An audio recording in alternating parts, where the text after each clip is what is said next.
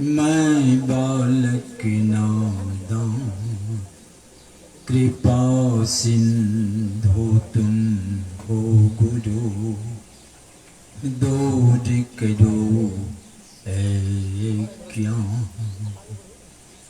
कृपा सिंधु तुम हो गुरु, दूर करो ऐ ज्ञान। सद्गुण संपन्न समस्त महात्मागण को सत सत नमन है।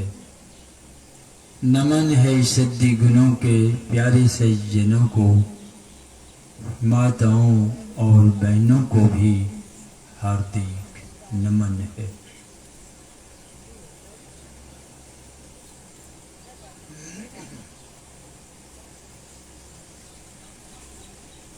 देखिए इस संसार में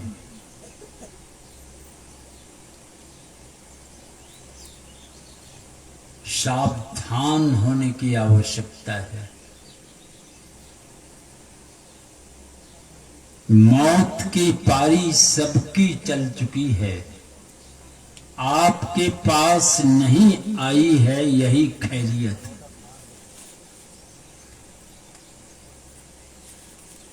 किस दिन आ जाएगी कहना मुश्किल। लोग खा पी कर खाट पर तकिया लगा के चादर तान के ठाठ से सोते हैं, कितने सोई रह जाते। सुबह लोग कहते कि अरे फलाने बाबू रात में खाना पीना खाया, बातचीत हुई, चले गए। भाई चले कौन गए? वो तो ठाठ से खाट पर चादर तान के सोया हुआ है, चले कौन गए? तो इस शरीर के अंदर जो रहने वाला था वह शरीर छोड़कर चले गए। तो चले गए तो कुछ साथ में ले गए, बेडिंग ले गए कि अटैची ले गए कि सूटकेस की सुटिया के चले गए। देखता है बाबू किधर से चले गए।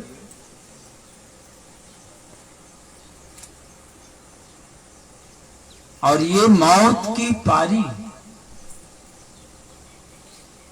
इसमें भी किसी को शंका है क्या? ये मौत की पारी आने के पहले आप इस पार से उस पार चले जाएं। यहां मौत की भी पहुंच नहीं है। और ऐसे हमारे देश में ऐसे ऐसे महात्मा हो गए। एक चांगदेव महाराज हो गए, 1400 बरस जीवित रहे। 14 बार मौत आई उसके पास। अब ये डांट देते थे तो फिर 100 बरस के बाद लौट के आते, फिर डांट दिए तो फिर 100 बरस के बाद 1400 वर्ष। और अभी आत्मज्ञान भी नहीं हुआ है। बहुत शिष्य थे उनके, ज्ञानदेव, निवृत्तिनाथ, मुक्ताबाई, ये सब 3 भाई, एक बहन, चारों ब्रह्मचारी।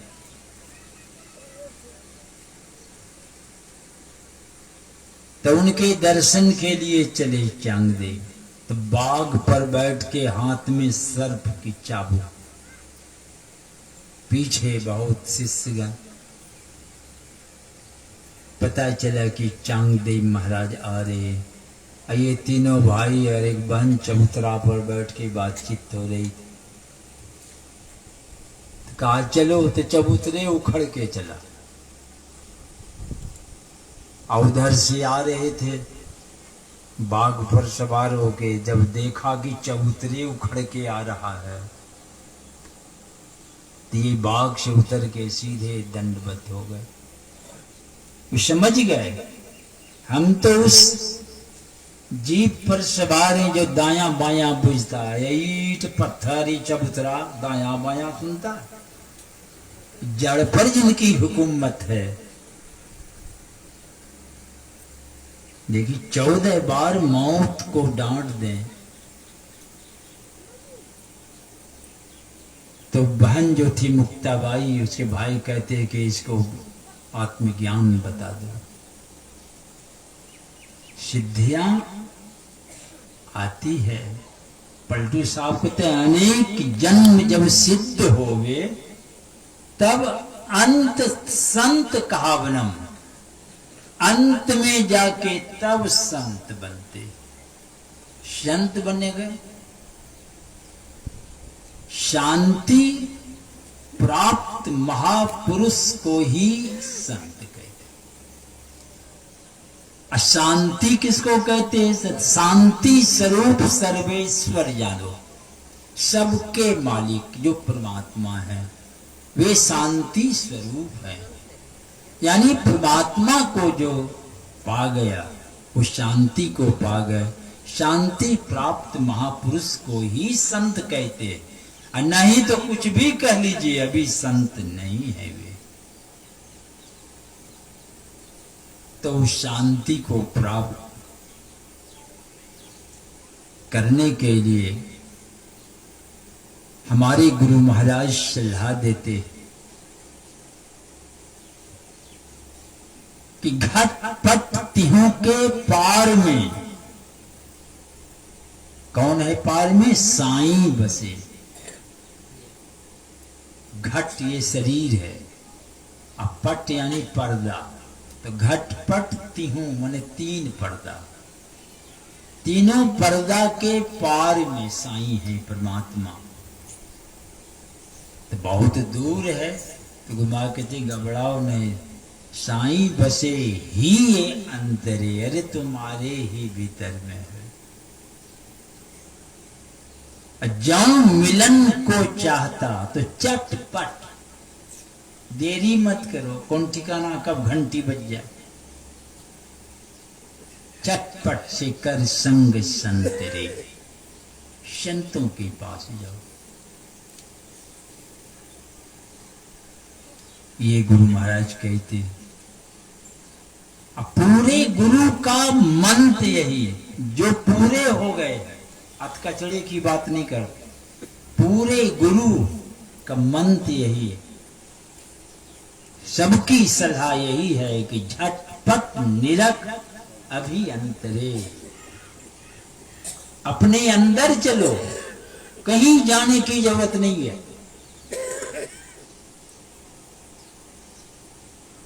अपने अंदर चलने की सलाह देते, पर अंदर जब आंख बंद करते, खट पट सभी मद मान को तजले गुरु के मंत्रे। गुरु की सलाह क्या? ये जो खटपट आपके अंदर में जो आपकी वृत्ति मन छटपट कर रहा है, गुरु की मंत्रणा सलाह से ये सबको तो छोड़ना पड़ेगा। यही पूरे गुरु का मंत्र यही है, सलाह यही कि देरी मत करो, अपने अंदर चलो, अपने अंदर। गुरु महाराज भजन भेद लेने चले, अब इनको भी पता नहीं, खुद ये कह रहे कि अंध बने फिरते बाहिर, अंतर पथ भेद ना थे जाए, इनको भी पता नहीं।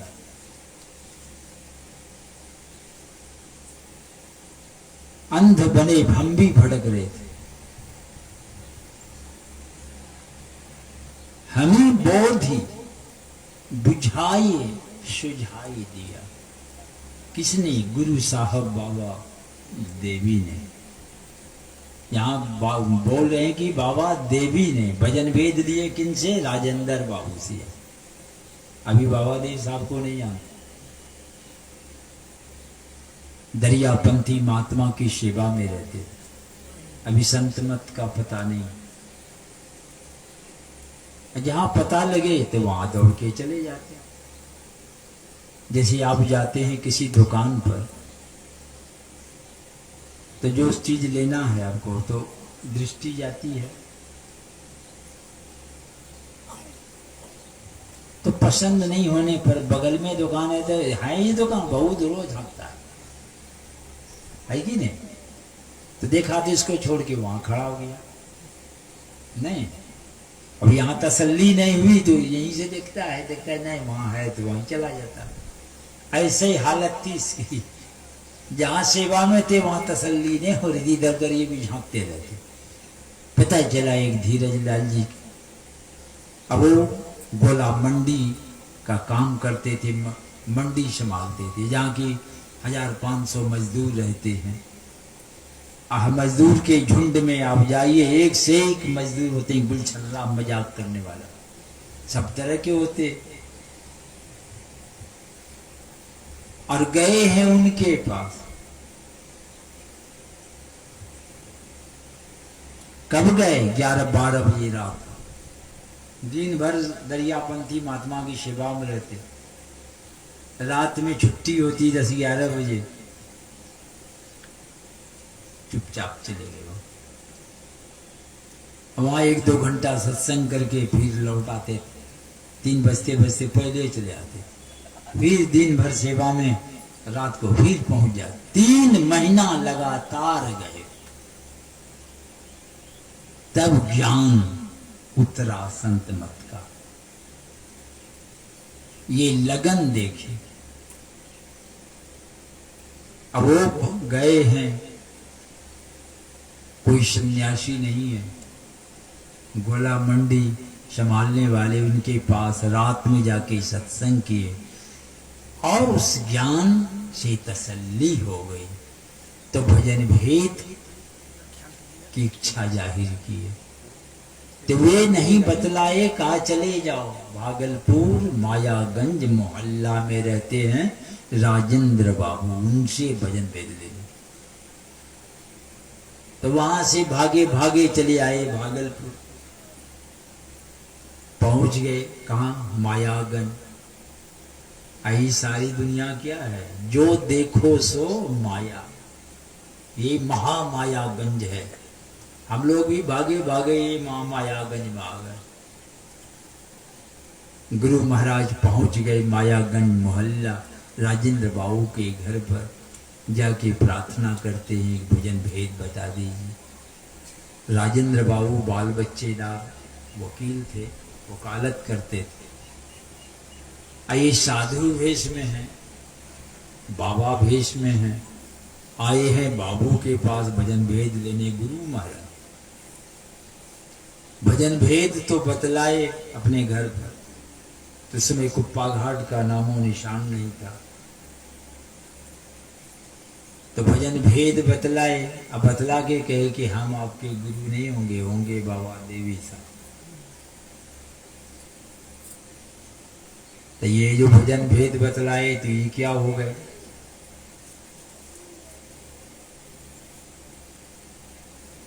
इसे गुरु महाराज कहीं जिक्र नहीं किए, पढ़िए कहीं किताब में है।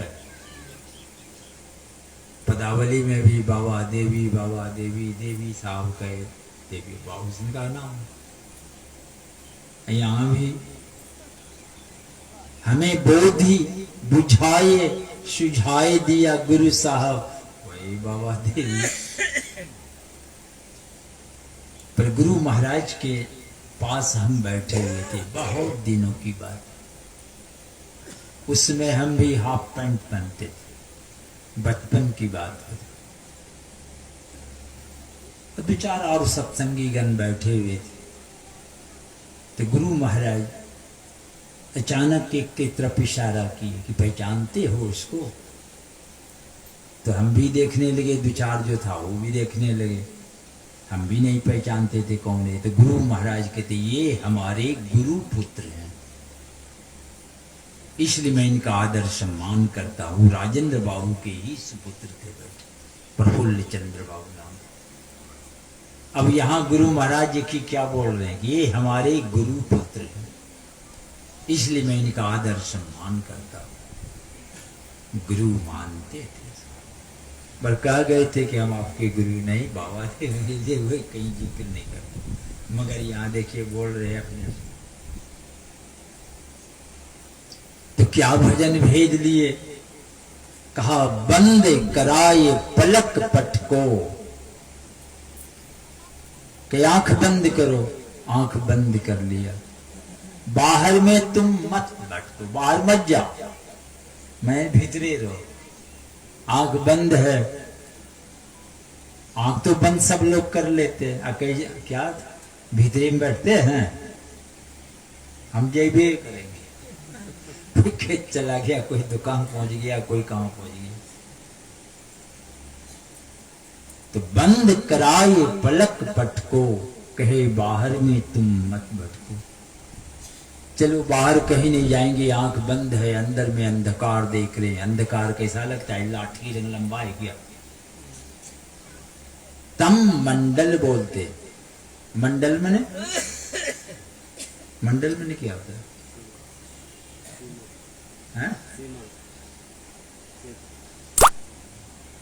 मंडल मने गोल होता है।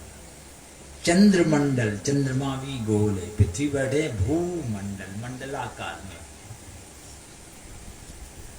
गोल है, सर्किल नुमा।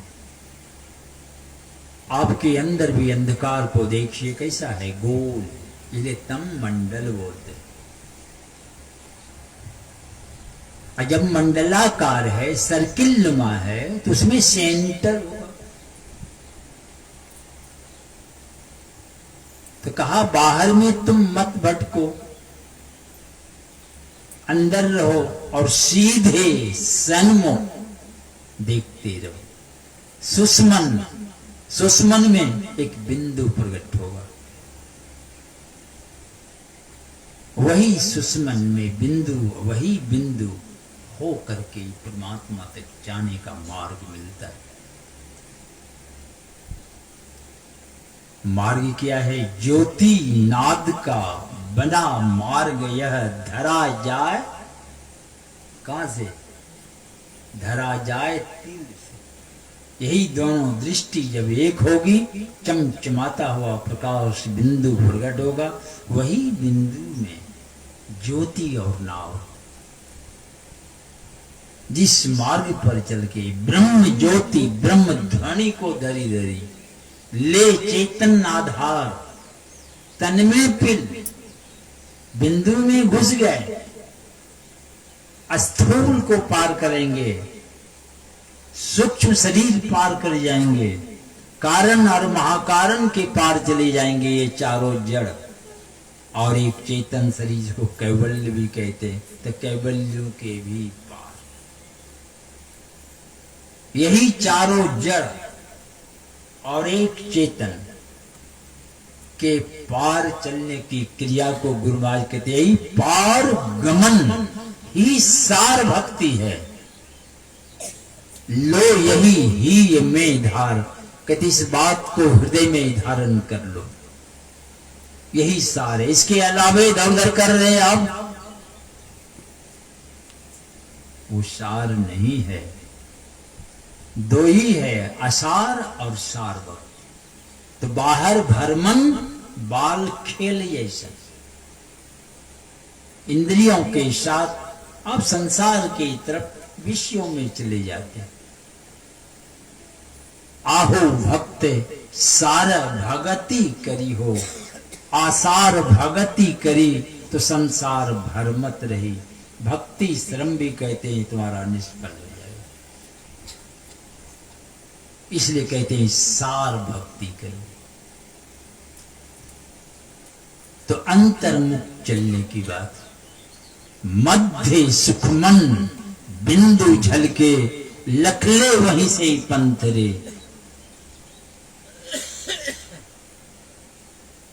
मध्य में है वो, उस मध्य में दो नयन बीचों बीच सन्मुख एक टक ताकते रहिए, ताकते रहिए आप। लखत लखत छवि बिंदु प्रभु की, परमात्मा की चमचमाता हुआ छवि प्रकट हो जाएंगे आपके सामने। वही प्रकाश में बिंदु होके परमात्मा तक जाने का मार्ग मिलता है। अब वो आपके अंदर है, बीजाक्षरम परम बिंदु है वो। अब बिंदु में तहनाद बोले, रैन दिवस सुहावनम, रात दिन हो रही आवाज। और यही बिंदु ध्यान का कारण। बिना कारण से कोई कार्य नहीं होता। ये माइक के कारण मेरी आवाज बुलंद हो निकल रही है, माइक के कारण। ये कारण हटा दीजिए, देखिएगा कितने लोग सुनेंगे। वैसे ही ध्यान का भी कारण होता है। कुछ कारण है जो ध्यान में आप नहीं घुस सकिएगा। जिस कारण से ध्यान में घुसिएगा वो कारण उपस्थित होनी चाहिए। लाख चिल्लाते रहिए, माइक के बिना कैसी आवाज होगी। इसको सामने कर दीजिए, फिर देख लीजिए। तो वैसे ही बात। हमारे वेदांत के ऋषि कहते हैं, चित्ते एकाग्री यादतो ज्ञान मुक्तम समुपजायते, तत्साधन मथो ध्यानम यथा वदुपदिश्यते। ध्यान का कारण। एक किसान कुआं से पानी निकाल के नाला में डाल रहा था। अब वहां कोदाल लेके खड़ा है कि पानी आएगा खेत पटाना। 5 मिनट में पहुंचना था पानी को, तो 25 मिनट हो गया। आवाज लगाते वहां से कि पानी नहीं पहुंचाए खेत में, तो किसान को लगा कि पानी को 5 मिनट में पहुंचना था, 25 मिनट हो गया, तो जा कहां रहा है। तो वो नाला को देखता हुआ आगे बढ़ रहा है। तो क्या देखा बीच में कि नाला टूट गया। चूहा का बील है, उसी में से घुस रहा था। कैसे पहुंचेगा खेत में, पानी पहुंचेगा। तो नाला को ठीक कर दिया, चूहा बिल बंद कर दिया, पानी पहुंच गया, सीधी बात। तो कहीं हम लोग भी अब तक मोक्ष में नहीं पहुंच पा रहे हैं, कहीं बीच में नाला तो नहीं टूट गया है, कोई बिल में तो नहीं घुस गए हैं। उसको ठीक करना ना पड़ेगा, पहुंचने में कोई देरी नहीं है। तो वही हमारे ऋषि बता रहे कि ध्यान का कारण, जो आप ध्यान में प्रवेश कर जाएंगे। क्या है कारण? गौर से ध्यान से सुन लीजिए। मन की एक बिंदुता, ये ध्यान का कारण। मन की एक बिंदुता। आपकी दृष्टि जब सिमट जाएगी तो मन कहां रहेगा? मन दृष्टि के साथ चलता है। दृष्टि जहां जाएगी वहीं मन जाएगा। जितने ही क्षेत्र में दृष्टि फैली रहेगी उतने ही क्षेत्र में मन इधर उधर दौड़ेगा। 1 सेंटीमीटर भी बाहर नहीं जा सकता है, क्योंकि दृष्टि के साथ मन रहता है। दृष्टि फैल गई है तो मन भी फैला है। दृष्टि धीरे धीरे सिमट के एक बिंदु पर सिमट गई।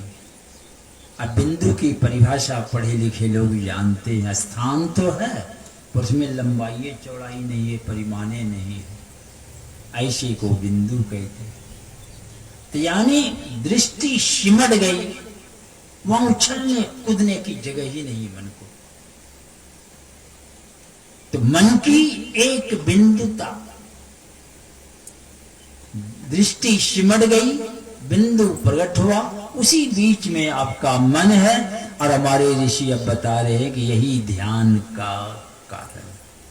अब आप ध्यान में प्रवेश करेंगे। देखिए हवा हर जगह, सब लोग श्वास ले रहे हैं कि जहां पंखा चल रहा है वही हवा है क्या? हवा है, सब हवा में बैठे हुए। जिनके सामने पंखा है तो पंखा के कारण, पंखा के रेंज में आप बैठे हैं, पंखा के कारण हवा में ऐसी गति हो गई, जो उनके सामने हैं उनको गर्मी नहीं लगती, वे आराम से बैठे रहते। यहाँ पंखा नहीं है तो वहां हवा नहीं है, मगर वहां देखिए ऐसे ऐसे कर रहा है, दम घुट रहा है। हवा वहां भी है, हवा यहां भी है, और जो हवा के सामने है देखिए कितना आराम से है।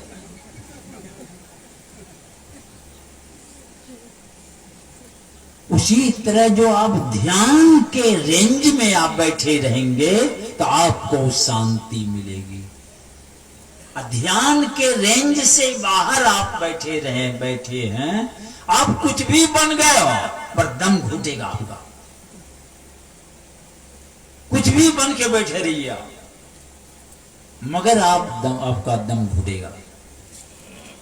इसलिए ध्यान के रेंज में पंखा के कारण हवा में ऐसी गति हो गई, जो आप मगन हैं, गर्मी नहीं लग रही है, आप आराम से बैठे रहे। उसी तरह भगवान हर जगह है, सब भगवाने में बैठा हुआ है, मगर ध्यान के रेंज में जो बैठा है, तो ध्यान के कारण ऐसी वहां व्यवस्था खड़ी हो जाती है कि आपको वहां शांति मिलती है। ध्यान के रेंज के बाहर जो है कुछ भी व्यवस्था किए बैठे हैं, दम घुटता है उसका, वे अशांत में रहते हैं।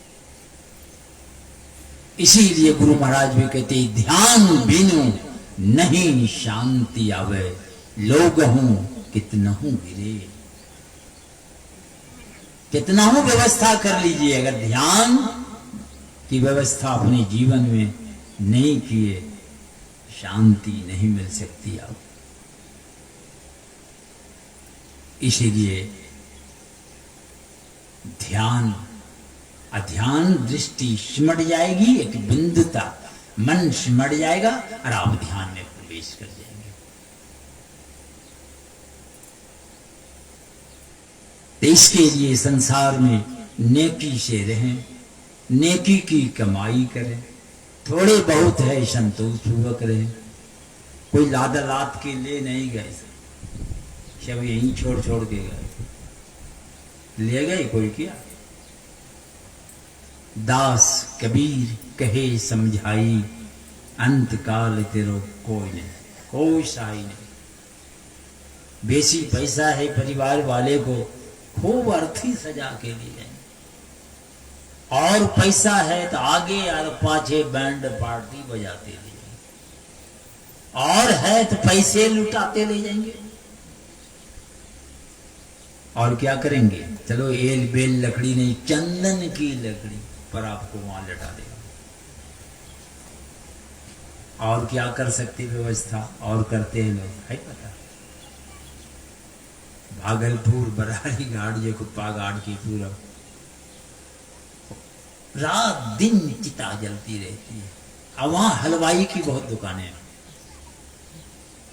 तो घर वाला जाके ऑर्डर दे देता है, कहेगी 2-4 घंटा लगता है जलाने में, और तब तक वहां हलवाई को ऑर्डर दे दिया, एकदम जिलेबी, बड़ी बड़ी जिलेबी पूरी एकदम छाप छुप के रेडी करते।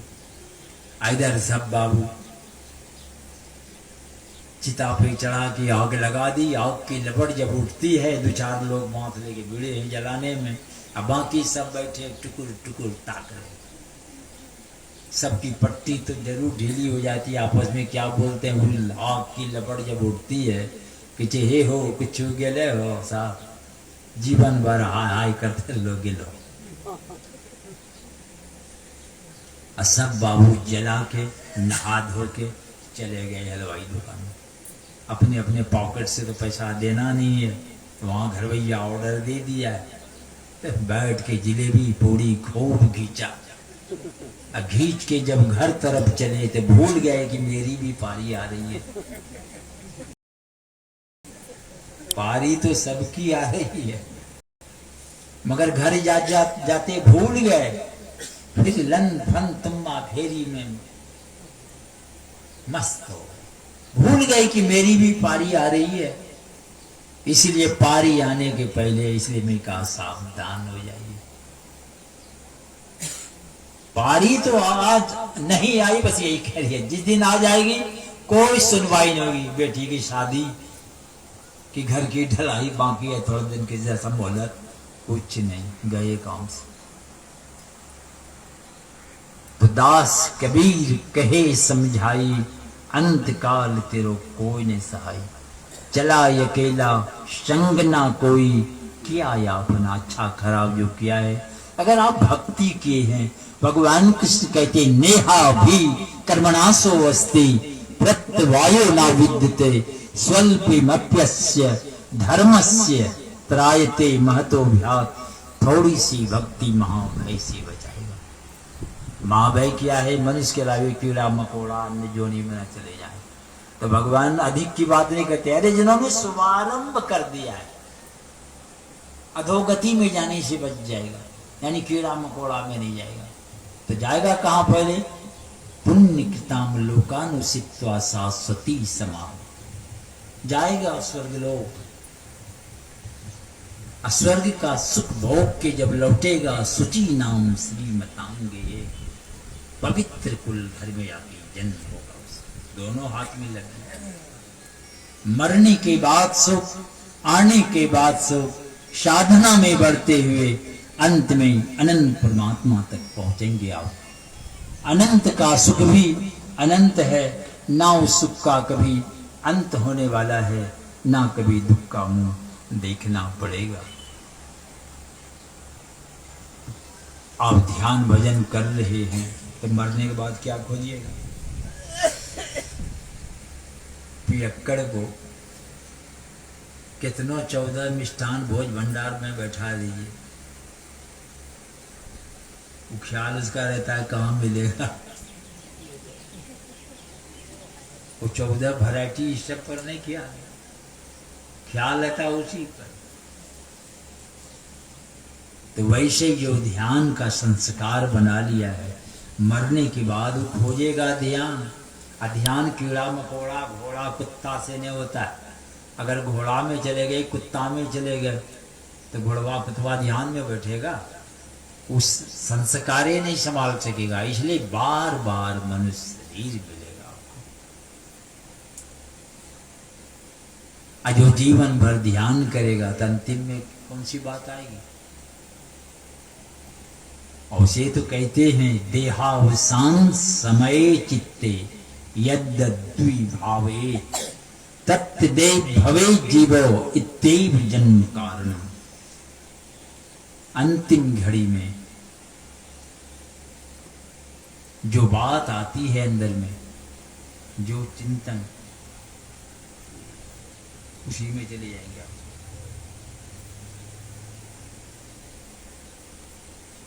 अंतिम घड़ी आ गई, चले दुनिया से, ख्याल है बेटा बेटा बेटा, कौन देखेगा बेटा? अब लो ना, ये जाएगा कहाँ? जाकी रही पुत्र में आसुअर जन्म, नीच घरवा सुअर योनि में जाएगा। यहाँ एक के दो बेटा बेटा कर रहा, तो वहां एक डलिया बेटा होगा, प्रमोशन हो गया आपका। आलीशान मकान बनाया है, अभी गृह प्रवेश बाकी है और आपकी घंटी बजने लगी। चले दुनिया से, वृत्ति रहेगी मकान में, लाखों लगाया है रुपया, अभी गृह प्रवेश बाकी है, तो उसी मकान में वृत्ति रहेगी, आपकी घंटी बज गई। अब कहाँ जाइएगा? वही घर में चूहा बनिएगा, नहीं तो छुचुंदर बन के छुछुआइएगा उसमें। इसीलिए उठते बैठते हमेशा, खाते नहाते काम करते हर क्षण, अगर आपका मन उसमें लगा हुआ है तो अंतिम घड़ी कहाँ जाएगी आपकी वृत्ति? परमात्मा में रहेगी, आपकी सदगति हो जाएगी। गुरु आएंगे, आपका उद्धार कल्याण होगा। इसीलिए उठते बैठते खाते नहाते हर क्षण तन काम में, मन राम में। रोटियों बेल रहे हैं, जाप कर रहे हैं। कबीर साहब को पता चला कि जनाबाई बड़ी भक्तिन हुई है, तो कबीर साहब गए मिलने। तो जब उस गांव में पहुंचे तो दो महिला आपस में छीना झपटी कर रही थी। एक चिपरी लेके, चिपरी समझते हैं, गोईठा जो पाते हैं, गोईठा चिपरी। तो आमने सामने दीवार थी, चिपरी चिपका दिए थे, सुख के जो उखड़ के गिर गई चिपरी, तो गटपट इधर से उधर। अब वही छीना झपटी हो रही थी कि मेरी चिपरी के, मेरी चिपरी। कबीर साहब पहुंच गए वहां, कहा अजीब महिला सब है, आपस में एक तो गोईठा के लिए झगड़ा कर। तो कबीर साहब कहते मुझे जाना था जनाबाई के यहाँ। तो एक महिला की देवी जनाबाई है, बड़ी भक्ति बनी है। कबीर साहब सोचते कि एक गोईठा के लिए झगड़ा कर रही है, इसी के दर्शन के लिए मैं आया हूं। तो कबीर साहब कहते कैसे कह रही होगी चिपरी मेरी है? तो जनाबाई क्या कहती है कि जिस चिपरी से, जिस गोईठा से विट्ठल विट्ठल की आवाज निकलती हुई है चिपरी मेरी। कबीर साहब गोईठा उठा के कान में भिड़ाते, उससे आवाज निकल रही थी। इस तरह मशगूल होकर के जाप करती हुई गोईठा पारती थी, और वो जब गोईठा में घुस जाता था। इसीलिए हमारी संस्कृति, पहले स्नान करो तब ध्यान करो, ध्यान करके तब रसोई घर में जाओ। अब वहां जाप भी जारी है, रोटी दाल भात सब्जी बनाओ, कैसा भोजन बनेगा? वो भोजन खाएगा कैसा प्रभाव पड़ेगा? यहाँ तो सवा से आटा देकर नाक धुनती है कि हम नहीं पकेगो, जम के साथ बुतों में। अब बस्सा तुम्हारे चकला बेलना उठा बाजार के बेल बाल के धर दिए। वो जो खाएगा जाएगा हटिया ऑफिस, जरा सा कुछ जो खड़क सब खड़ा हो जाओ। इसीलिए हमारी भारतीय संस्कृति में इस तरह का नियम कि पहले स्नान कर लो, तब ध्यान करो, ध्यान करके तब रसोई घर में जाओ। और जाप भी जारी है, भोजन बना रही है, कैसा भोजन बनेगा, कैसा प्रभाव पड़ेगा सब। तो इसलिए ये सब भी ज्ञान की बड़ी आवश्यकता है। तो संसार में रहें, नेकी की कमाई करें, थोड़ी बहुत है संतोष पूर्वक रहे, सदगुरु से इस युक्ति को जानकर थोड़ा थोड़ा इसका अभ्यास करें। और अभी तुरंत मुझे भी राजमहल जाना है जरा, फिर सुबह वहां से उठ के बुढ़े जाना पड़ेगा, ऐसा प्रोग्राम है। फिर वहां से केंदू आना पड़ेगा, उल्टे है, यहाँ से चले जाते मर जाना होगा वहां, कल वहां जाएंगे, अब परसों फिर आना पड़ेगा, अब फिर तब केंदू आदि भागलपुर। तो बातें तो बहुत है, अगर इतना ही बात को हृदय में धारण करेंगे तो निश्चित आपका उद्धार और कल्याण होने वाला है। अधर्म ने क्या होता है? धर्म ने क्या होता है? धर्म ने दरवाजा होता है, धर्म ने दरवाजा, दरवाजा माने ठोकर खाता है, दुख खाता है, नहीं दर ठोकर खाता है, द्वार द्वार बजाता है, ठुकराया जाता है। तो ये असली दर यही है, यहीं पर आप आ जाएं, समस्त दुखों का खात्मा हो जाएंगे, भंग हो जाएगा, असली दर भंग हो जाएगा, सब दुख खत्म होगा। यही द्वार है, जिस द्वार होके हरि तक पहुंचेंगे, इसलिए वो असली हरि द्वार है। और जिस द्वार होके दुख में चले जाए तो दुख द्वार है। यही दो नयन बीचों बीच, यही कहिए असली कचहरी है। कच कच का जहां हरण हो, यही ना कचहरी व्यवस्था है, आपस में लड़ता है कच कुछ, तो कचहरी जाते हैं। यहाँ दादा फाइल ढोते ढोते मर गया, बेटा ढोने लगा था, पोता ढो रहा है, चल रहा है फाइल एकदम कच कच का। मगर ये कचहरी में आप जाएं, जन्मों जन्मों का कच कच का फाइलें रिजेक्ट हो जाएगी। फिर कीड़ा मकोड़ा अन्य जोनियों में नहीं जाना पड़ेगा, सदा के लिए छुट्टी हो जाएगी। असली कचहरी है ये। जन्मों जन्मों का कच कच अच्छा खराब कर्म बना है, जिस कर्म के चलते कीड़ा मकोड़ा नरक स्वर्ग तमाम भटकते चले जा रहे हैं। और यही कचहरी में जाने के लिए वहां वकील के पास जाना पड़ेगा। तो यही संत सदगुरु आपके वकील होंगे, वो समझा बुझा देगा कि देखो ऐसे ऐसे जाके बोलना। आप कहीं उसके उल्टे बोल रहे तो मुश्किल हो जाएगा। तो वही संत लोग भी समझा देते हैं कि ऐसे बैठना, ऐसे आंख बंद कर लेना, दुनिया इधर उधर छोड़ के, तो आप घुस जाएंगे कचहरी में और जन्मों जन्मों का फायदे रिजेक्ट हो जाएगा।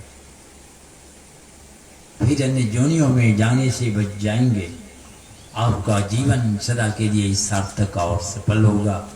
बोलिए श्री सद्गुरु महाराज की जय। और ये सत्संग ज्ञान यज्ञ कहलाता है। ब्रह्म यज्ञ से ज्ञान में यज्ञ श्रेष्ठ होता है। वो ज्ञान ज्ञानान मोक्ष मवाप्नोति, बिना ज्ञान से मुक्ति नहीं होती है। और इस ज्ञान यज्ञ में जो जिस किसी ढंग से सहयोग करते, सबके सब पुण्य के भागीदार। आप आके बैठ गए हैं, ये आपका सहयोग है, कोई नहीं आते तो आयोजक की आयोजन की सफलता होती। और हम लोग खंबा कुत्ता को सुनाते हैं। आपके आने से शोभा बढ़ गई, आयोजक की आयोजन की सफलता हुई, बड़े ध्यान से सुने हैं, आपका निश्चित कल्याण होगा। इसलिए आप भी पुण्य के भागीदार हैं। और जो सत्संग की व्यवस्था किए वे भी पुण्य के भागीदार हैं। ऐसे ही पुण्य की पूंजी से साधना में बढ़ते हुए अंत में अनंत सुख के पुंज में आप प्रवेश करेंगे। आपका जीवन सदा के लिए सार्थक और सफल होगा। गुरु महाराज से यही प्रार्थना करते हुए बोलिए श्री सद्गुरु महाराज की।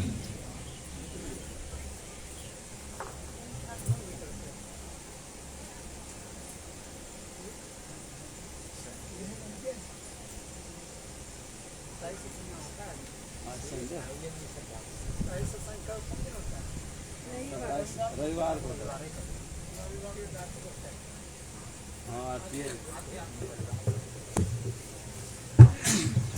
श्री सद्गुरु महाराज की जय।